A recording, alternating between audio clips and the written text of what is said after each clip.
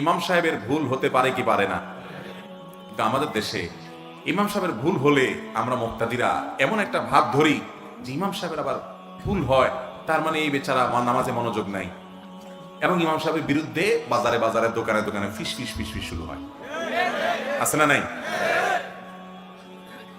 এই জন্য রমজান মাসে খতম তারাবিতে অনেক হাফেজ দুইজনে চুক্তি করে নেয় যে আমার ভুল হলে তুমি চুপচাপ থাকবা, খবরদার। তোমার ভুল হলেও আমি কিচ্ছু বলবো না, চুপচাপ থাকবো। এই মুক্তাদিগুলো যেহেতু বেয়াড়া, এগুলো যদি কিচ্ছু বুঝে না, ভুল হলেই শুধু চিল্লাচিল্লি শুরু করে, হ্যাঁ হাবেশ সাহেবের ভুল হয়েছে, হাবেশ সাহেব ভালো না। এই জন্য আমরা এমন ভাবে তারাবি পড়বো যেটা টেরি পাবে না ভুলভাল কি হচ্ছে না হচ্ছে। পরবর্তীতে নামাজ শেষ হলে তুমি বলিও আমার কোথায় ভুল হয়েছে, পরের দিন আমি দরকারে ঠিক করে দিব, তারপরে ভাই লোকমা দিব না আমরা একজন একজন। এরকম চুক্তিতে অনেক হাফেজ সাহেবরা তারাবি শেষ করে শুধুমাত্র এই মুক্তাদিদের 1 ইঞ্চি বেশি বোঝার কারণে। সব জায়গায় বেশি বুঝলে লাভের চাইতে ক্ষতি বেশি হয়।